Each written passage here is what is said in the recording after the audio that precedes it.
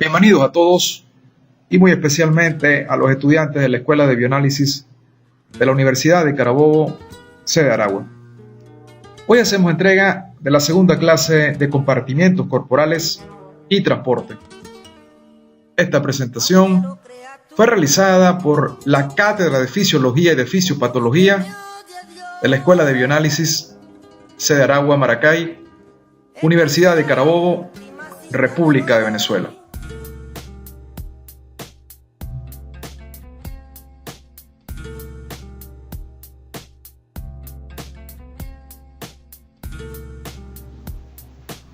Tal como señalamos en la primera clase, entre los diferentes compartimientos corporales existe un flujo constante de agua y de solutos, tanto entre el espacio intracelular hacia el espacio extracelular y viceversa, y también entre el espacio intersticial y el espacio intravascular.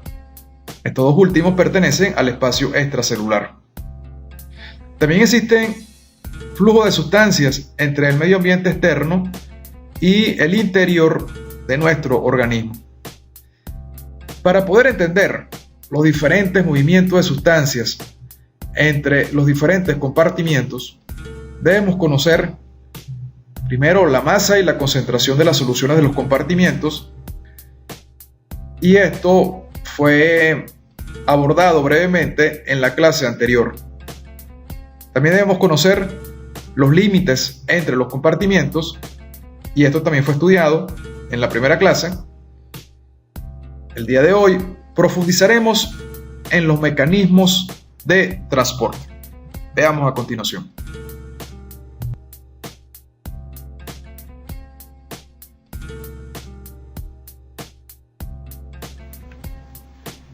Los mecanismos de transporte pueden dividirse en mecanismos de transporte pasivo y mecanismos de transporte activo.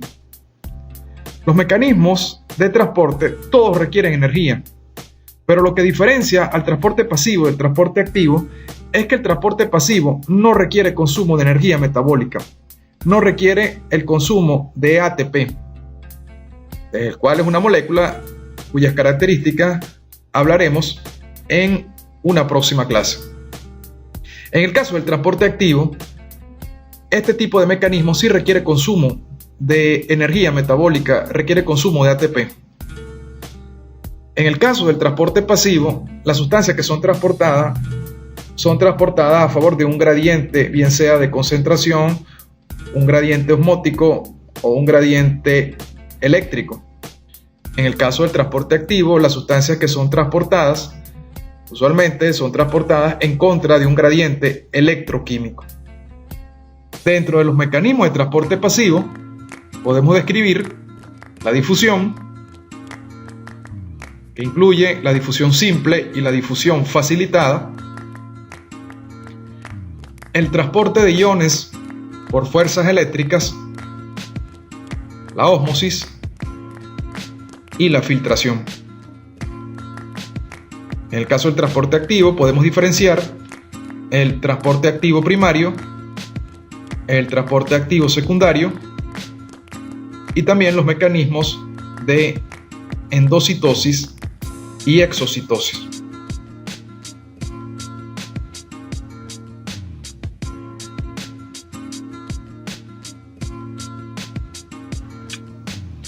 Vamos a comenzar el estudio de los mecanismos de transporte hablando primero de la difusión.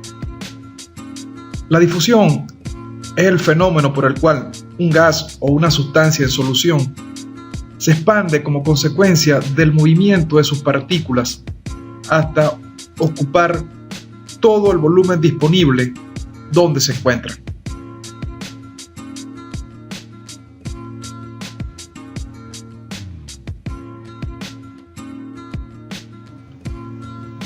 Para explicar el concepto anterior, veamos el siguiente modelo. Las esferas de color púrpura están disueltas en agua. Ellas constantemente están colisionando de manera aleatoria con otras moléculas. Cuando esto ocurre, ellas se alejan unas de otras. Es más probable que en el lugar donde hay mayor concentración haya mayor número de colisiones. Y esto va generando paulatinamente la difusión de las moléculas hacia las zonas de menor concentración. Luego de un tiempo determinado, la concentración tiende a ser uniforme en el volumen disponible que tiene la sustancia para expandirse. Cuando la concentración se hace uniforme, la difusión sigue ocurriendo. Si se aumenta la temperatura, aumentará también el proceso de difusión.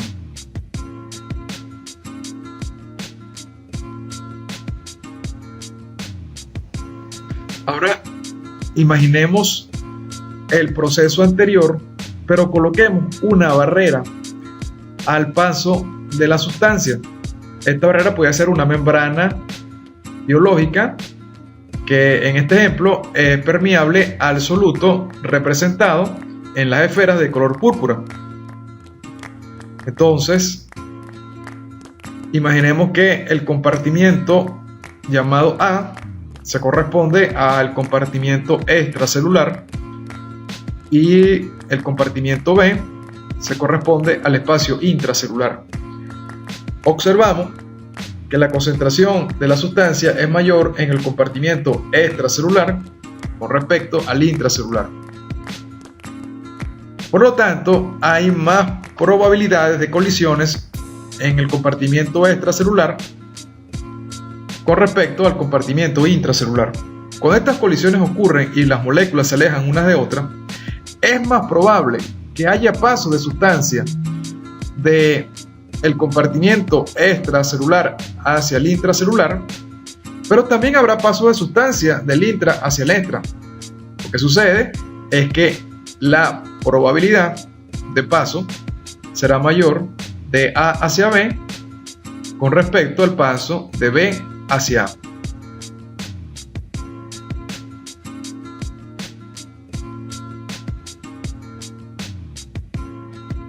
Puede llegar un momento en que se establezca un equilibrio en el cual la concentración en el compartimiento A, en este caso el extracelular, se iguala a la concentración del compartimiento B, que en este caso es el intracelular. Cuando esto ocurre, la difusión sigue ocurriendo, solo que el paso de la sustancia de A hacia B será igual que de B hacia A.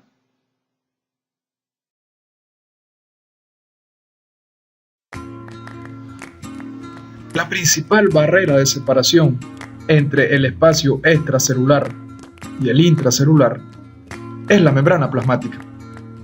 A través de ella difunden sustancias del espacio extracelular hacia el intracelular y viceversa.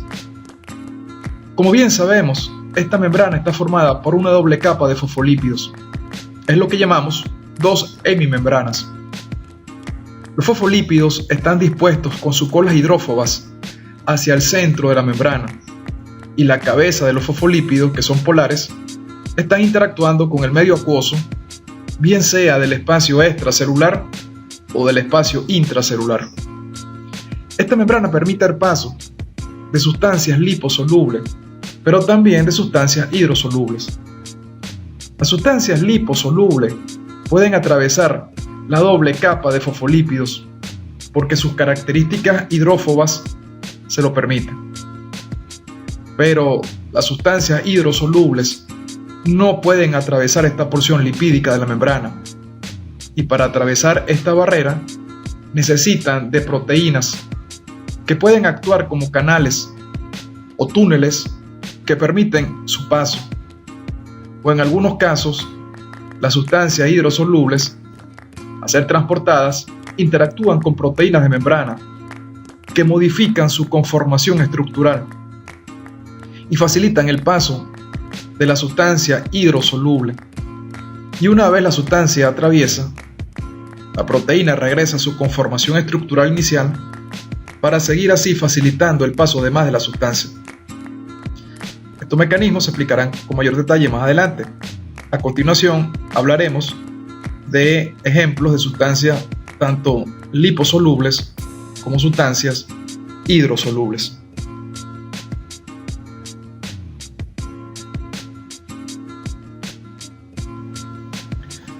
Dentro de las sustancias liposolubles podemos mencionar a los lípidos, a las vitaminas de origen lipídico, hormonas de origen lipídico, alcoholes, oxígeno, dióxido de carbono y solventes orgánicos, entre otros.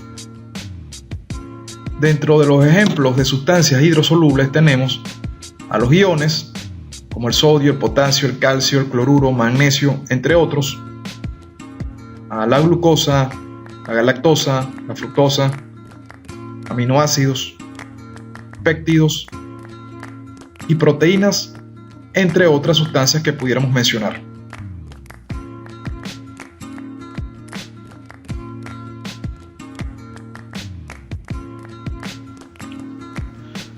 Hablemos a continuación del flujo por difusión.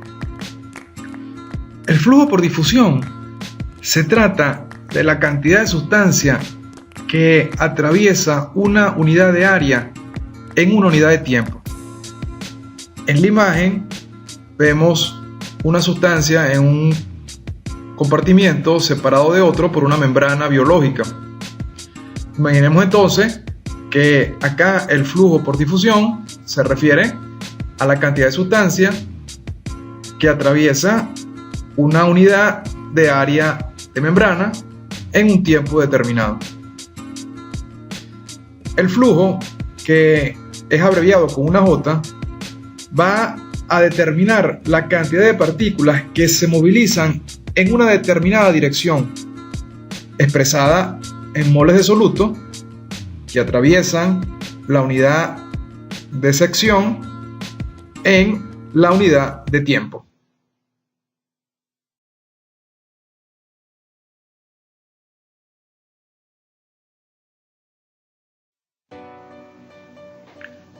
En esta imagen podemos ver dos compartimientos separados por una membrana biológica. Del lado A tenemos una sustancia con una concentración de 100 milimol por cada litro de solución. Y del lado B tenemos la misma sustancia y también con una concentración de 100 milimol por cada litro de solución. En este caso hay un flujo por difusión del lado A hacia el lado B y hay un flujo por difusión del lado B hacia el A.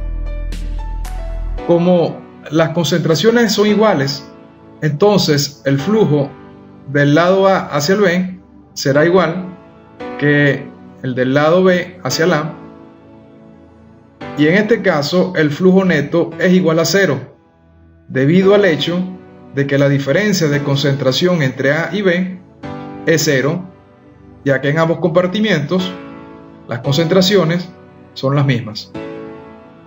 Sin embargo, a pesar de que no existe flujo neto, los flujos unidireccionales siguen existiendo. Pero estos flujos unidireccionales son iguales, como ya dijimos.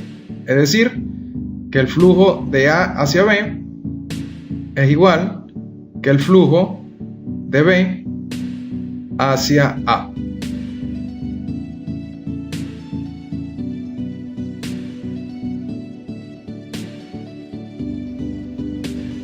Veamos este caso ahora. Tenemos un compartimiento A y otro B.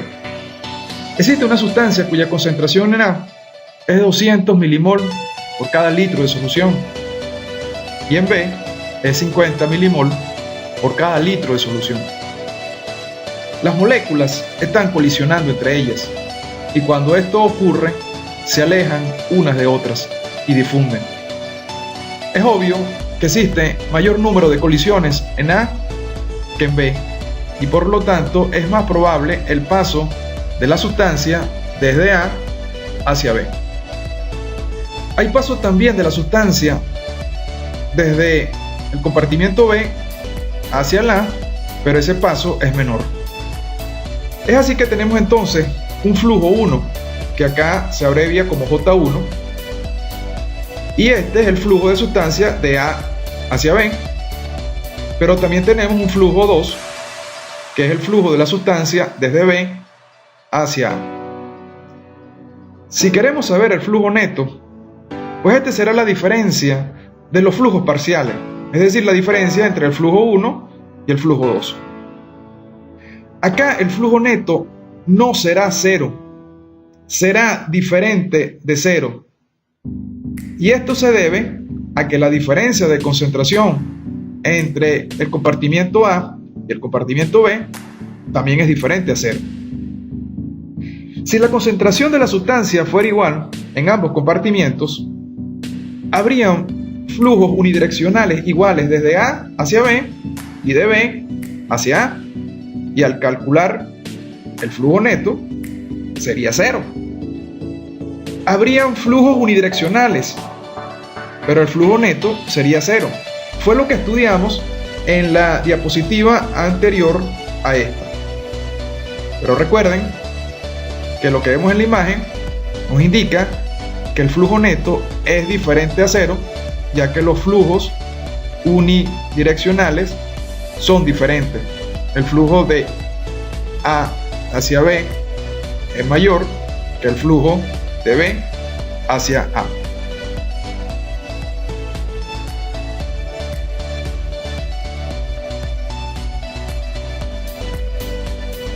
La ley de Fick es una ecuación que explica matemáticamente al proceso de difusión. Allí se puede observar los factores de los que depende la difusión. Entonces, en la fórmula, J neto es la abreviación del flujo neto.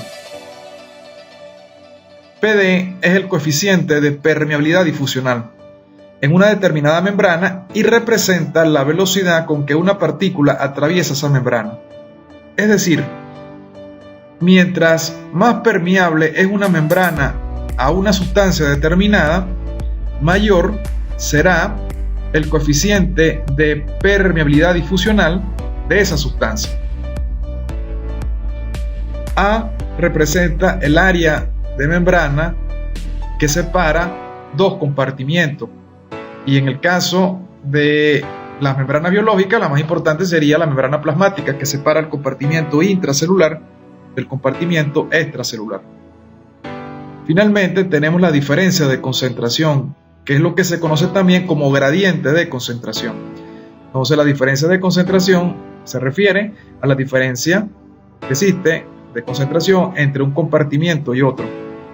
Mientras mayor sea la diferencia de concentración, por ejemplo, entre el compartimiento intracelular y el compartimiento extracelular, para una sustancia determinada, mayor será el gradiente y por lo tanto mayor será el flujo neto. Todas estas variables que estamos... La difusión puede ocurrir a través de la bicapa lipídica, pero en este caso hablaríamos de la difusión de sustancias liposolubles. Por otro lado, la difusión también puede ocurrir a través de canales proteicos presentes en la membrana plasmática. En este caso, la sustancia que difunde serían sustancias hidrosolubles, como es el caso de los iones.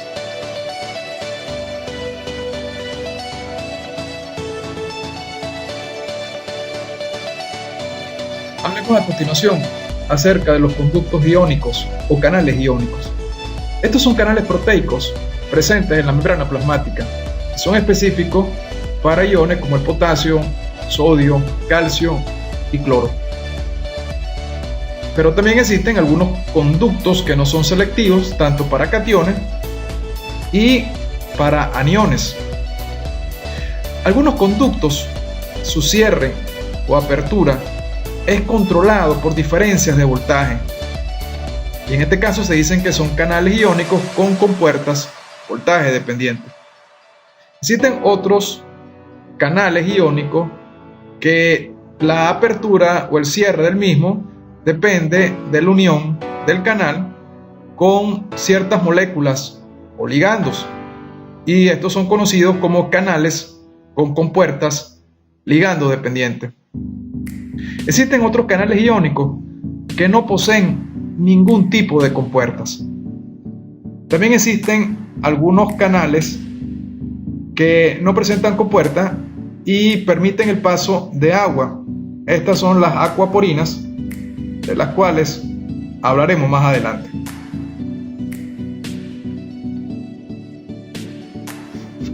Veamos a continuación los canales con compuertas voltaje dependientes y tomemos como ejemplo a los canales para sodio con compuertas voltaje dependientes. Estos canales están presentes en las células excitables como las neuronas y las células musculares. Estos canales son proteínas que actúan como un poro y son específicos para el sodio. Pero parte del canal tienen compuertas que pueden estar en posición abierta o cerrada. Tanto del lado del canal que da hacia la porción extracelular de la membrana, así como el que da hacia el lado intracelular. Los canales sodio voltaje dependientes tienen una compuerta de activación que puede estar en posición abierta y cuando es así, a través del canal difunde sodio y la difusión es mayor del extracelular al intracelular debido a que la concentración de sodio en el extracelular es mayor que en el intracelular. Ahora, una vez que el sodio difunde al interior de la célula, esto genera corrientes positivas que terminan generando el cierre de la compuerta de inactivación del canal e impide la difusión de más sodio. Pero luego, las compuertas regresan a su posición original. La apertura o el cierre de estas compuertas será estudiado con mayor detalle en el tema correspondiente a excitabilidad. Solo podemos adelantar en este momento que esto ocurre por cambios de voltaje y por eso se dice que son canales con compuertas voltaje dependiente. Existen también otros canales con compuertas voltaje dependiente para otros iones que estudiaremos en el tema correspondiente a excitabilidad.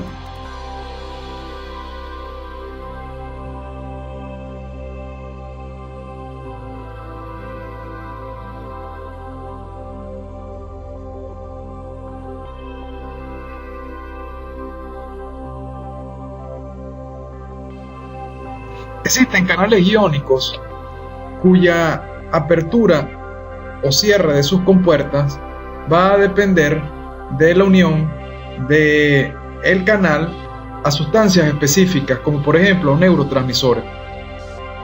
Cuando estas sustancias químicas se unen al canal, pueden provocar el cierre o la apertura del mismo. En este ejemplo estamos viendo un canal con compuertas ligando dependientes que es capaz de unirse a un neurotransmisor denominado acetilcolina, el cual estudiaremos con mayor detalle en el tema correspondiente a excitabilidad.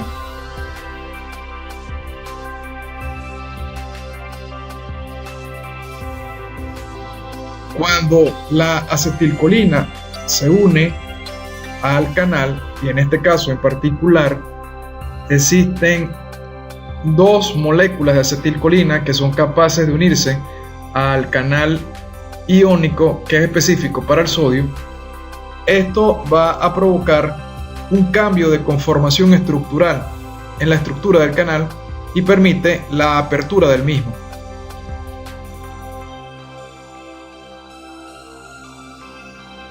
Cuando ocurre la apertura del canal, entonces el sodio puede difundir desde el espacio extracelular hacia el intracelular, y esto se da gracias a que la concentración de sodio es mayor en el espacio extracelular con respecto al intracelular.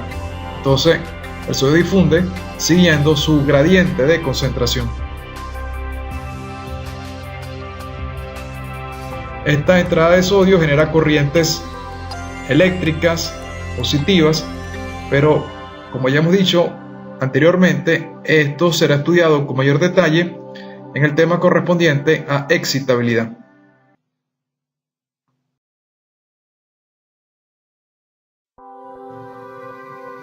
Acá en esta imagen podemos observar unos canales iónicos pero que a diferencia de los explicados anteriormente, estos no presentan compuertas ni ligando dependiente ni voltaje dependiente. Están siempre en posición abierta y permiten el paso de iones. Los iones usualmente en solución están rodeados por una capa de solvatación de agua y cuando atraviesan el poro se desprenden de esta capa de solvatación de agua, atraviesan el poro que actúa como un canal hidrofílico y cuando pasa al otro compartimiento entonces vuelve a adquirir otra vez una capa de solvatación de agua.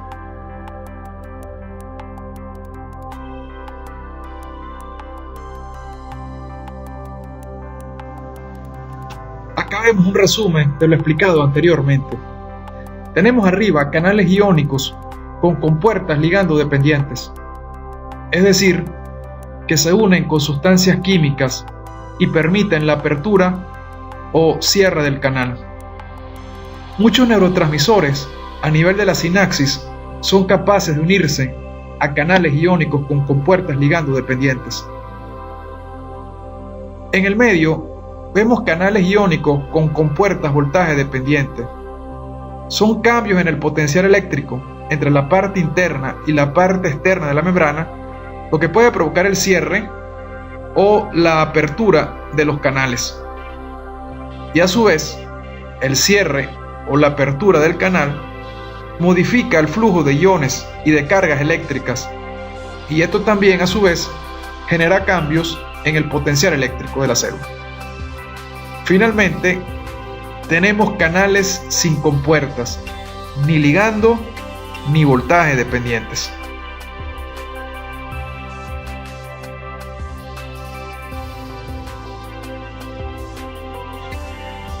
En resumen, entonces, podemos decir que existen canales proteicos que permiten la difusión de sustancias hidrosolubles.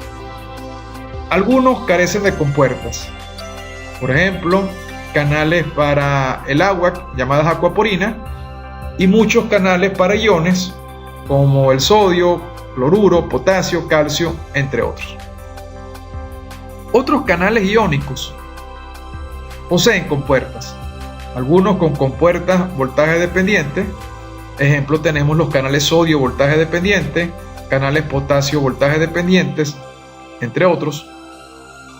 Y algunos tienen compuertas ligando dependientes que se abren o se cierran cuando se unen a sustancias químicas, y cuando se abren o se cierran modifican la difusión de iones a través de la membrana plasmática.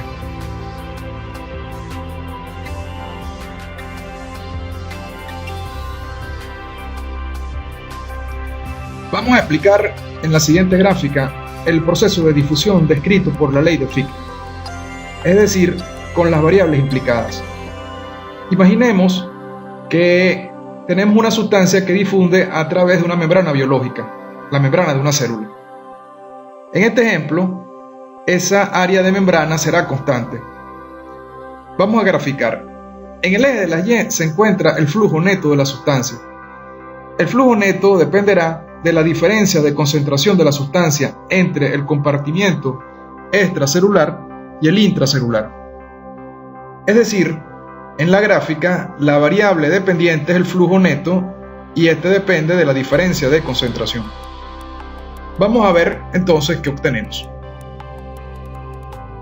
A medida que aumenta la diferencia de concentración, mayor será el flujo neto. El flujo neto es directamente proporcional a la diferencia de concentración. Ahora, observen el comportamiento del flujo neto con respecto a la diferencia de concentración, pero con otra sustancia que vamos a llamar sustancia B. Al igual que en el caso anterior, mientras mayor es la diferencia de concentración, mayor será el flujo neto. Pero observen algo. Tomemos como ejemplo un valor de diferencia de concentración. Tomemos un valor de 50. Pudimos tomar cualquier otro valor, pero escogimos 50. A esa diferencia de concentración, el flujo neto para la sustancia A será de 4. Puede ser 4 milimoles de sustancia que atraviesa un área de membrana en una unidad de tiempo. A esa misma diferencia de concentración de 50, el flujo neto para la sustancia B es de 6. ¿Por qué la diferencia? La diferencia es debido a que el coeficiente de permeabilidad difusional para la sustancia A es menor que para la sustancia B. Dicho en palabras sencillas, la membrana es más permeable a la sustancia B que a la sustancia A. Y por ello, el flujo neto a esa misma diferencia de concentración será mayor para la sustancia B que para la sustancia A. El flujo neto es función directa de la diferencia de concentración y la pendiente depende de la permeabilidad de la membrana. Es importante recordarles que lo que está señalado en el eje de las X no es concentración, sino diferencia de concentración entre los compartimientos implicados. En este caso, la diferencia de concentración entre el espacio extracelular y el espacio intracelular.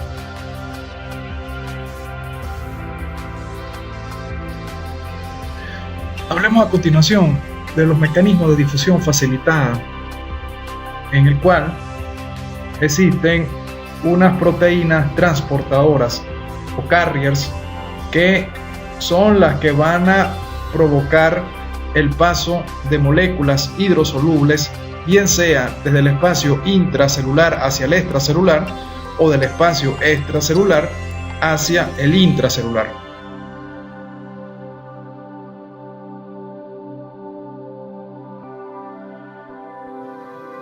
Para ello vamos a explicarlo secuencialmente. Imaginemos que tenemos una membrana biológica. Lo que está de color púrpura representa una proteína transportadora o carriers para una molécula hidrosoluble que en la imagen está representada de color verde. La molécula, al ser transportada, interacciona con el transportador. Como ya dijimos, el transportador es una proteína llamada carriers. Es el nombre en inglés de molécula transportadora. El transportador cambia de conformación estructural. La molécula entra a la célula y el transportador cambia de conformación a su posición original para repetir el ciclo.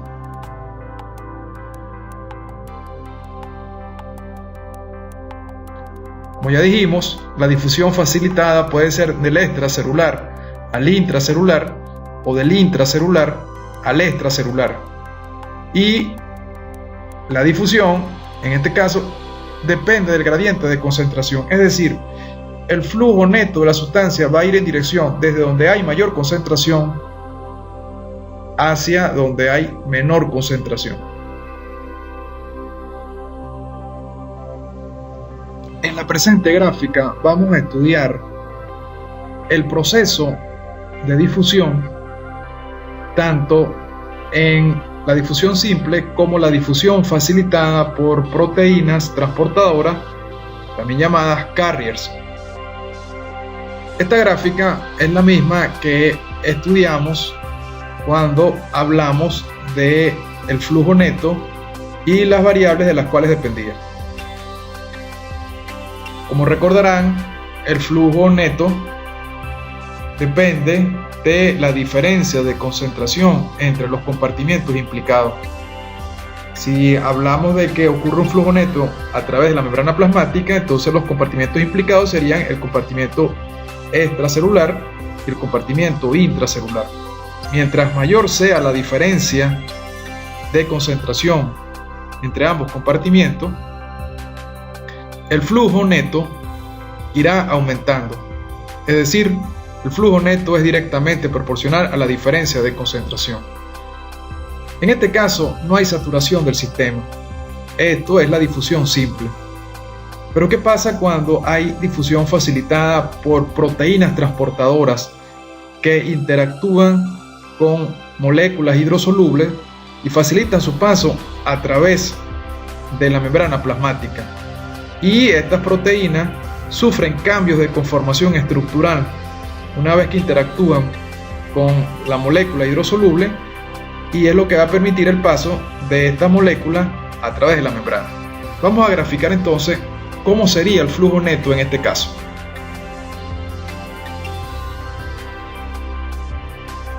Observamos que existe una relación lineal hasta cierta diferencia de concentración. Pero llega un momento en que por más que aumente la diferencia de concentración entre los compartimientos, el flujo neto se hace constante. Es decir, existe una saturación del sistema. En las siguientes imágenes veremos por qué ocurre esta saturación.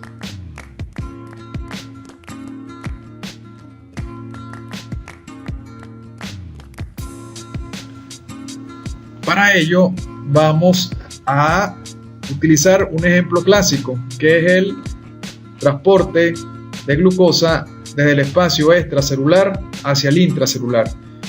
La molécula de glucosa es hidrosoluble y no puede atravesar la bicapa de fosfolípido. Sin embargo, existen unas proteínas transportadoras presentes en la membrana plasmática que facilitan el paso de esta molécula hidrosoluble. Estas proteínas transportadoras de glucosa son llamadas también GLUTs, y existen muchos tipos de GLUTs. Entonces, en este caso, la molécula de glucosa interactúa con la proteína transportadora y esto va a originar un cambio de conformación estructural que va a facilitar el paso de la glucosa a través de la membrana plasmática. Veamos a continuación.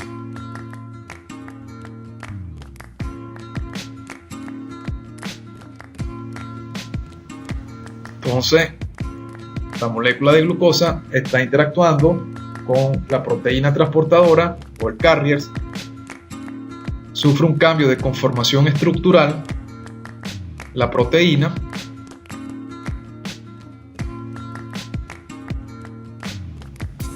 y de esta manera la glucosa logró atravesar la membrana plasmática y pasó desde el espacio extracelular hacia el espacio intracelular.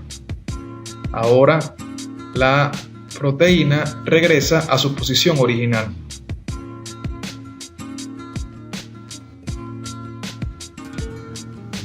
¿Qué pasaría si aumenta la concentración de glucosa en el espacio extracelular?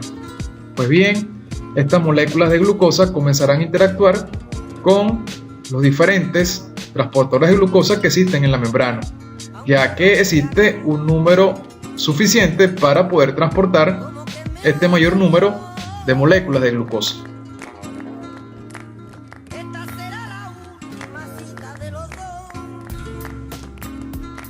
Existe la interacción entonces de las moléculas de glucosa con la proteína transportadora, la cual sufre un cambio de conformación estructural.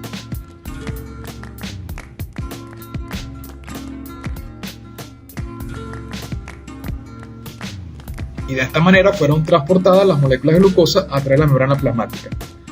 Dense cuenta que en la medida que está aumentando la diferencia de concentración, el flujo neto también va incrementando consecuentemente.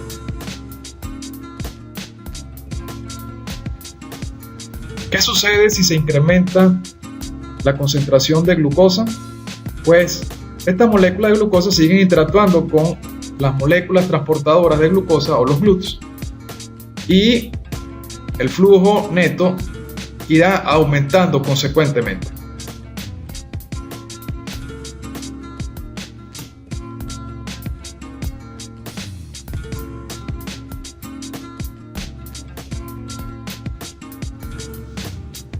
Si se sigue incrementando la concentración de glucosa en el espacio extracelular, el sistema va a ser saturado. Es decir, todos los GLUTs transportadores de glucosa van a estar ocupados por moléculas de glucosa.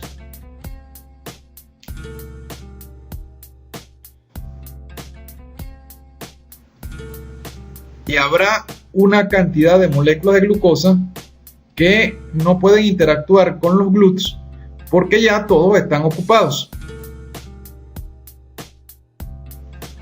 Entonces, los GLUTs facilitarán el paso de la molécula de glucosa y luego de esto es que retornarán nuevamente a su posición original para seguir transportando moléculas de glucosa. En este caso, el flujo neto comienza a hacerse constante porque hay una saturación del sistema y hay que esperar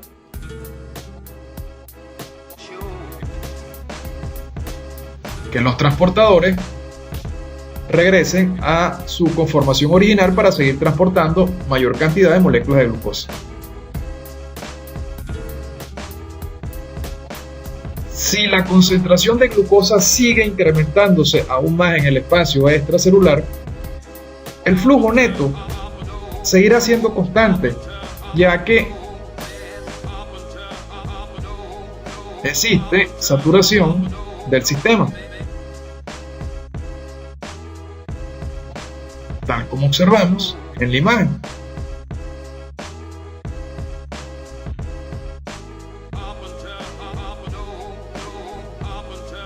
Los GLUTs vuelven a su posición original y continúan transportando moléculas de glucosa, pero el flujo neto será constante.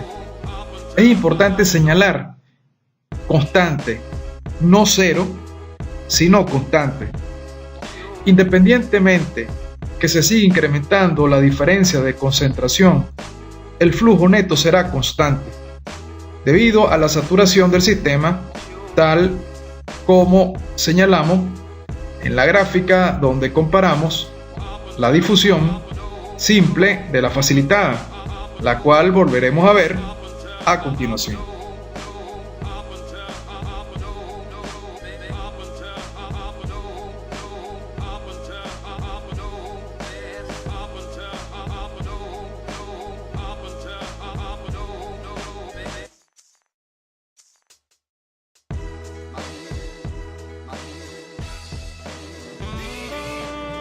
En esta animación podemos visualizar el proceso de difusión a través de la membrana plasmática, la cual es la barrera de separación entre el espacio extracelular del intracelular. Algunas sustancias liposolubles atraviesan la membrana a través de la bicapa lipídica, ya que sus características fisicoquímicas se lo permiten. En la membrana también existen canales proteicos que permiten el paso de sustancias hidrosolubles como el agua y también los iones.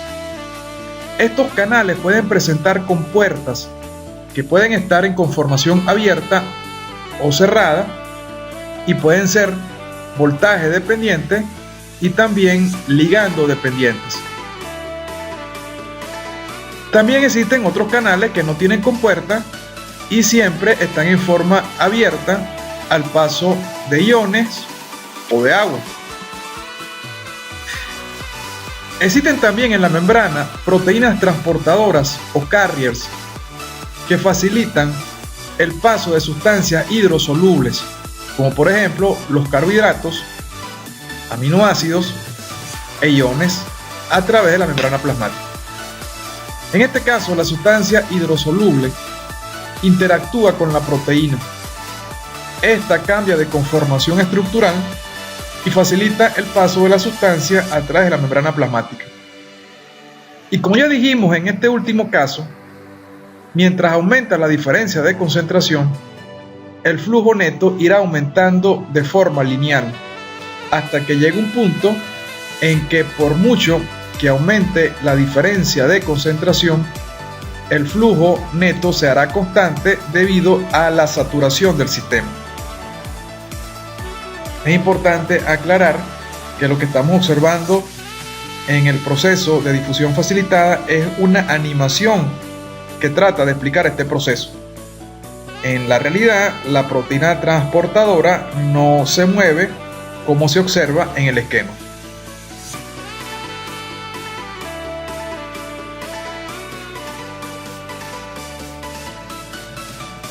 Entonces, dentro de los mecanismos de transporte que hemos estudiado, ya cubrimos lo referente a la difusión, tanto simple como facilitada.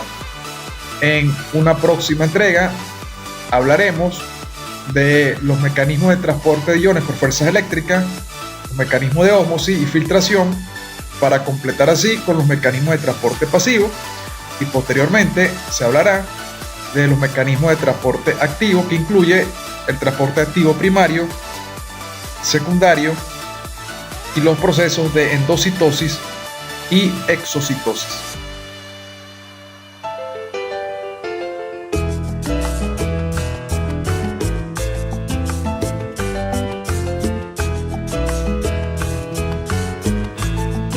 Esperando que la presente clase haya sido de su total provecho, la Cátedra de Fisiología y Fisiopatología de la Escuela de Bioanálisis sede Aragua, Maracay, Universidad de Carabobo, República de Venezuela, se despiden hasta una próxima entrega.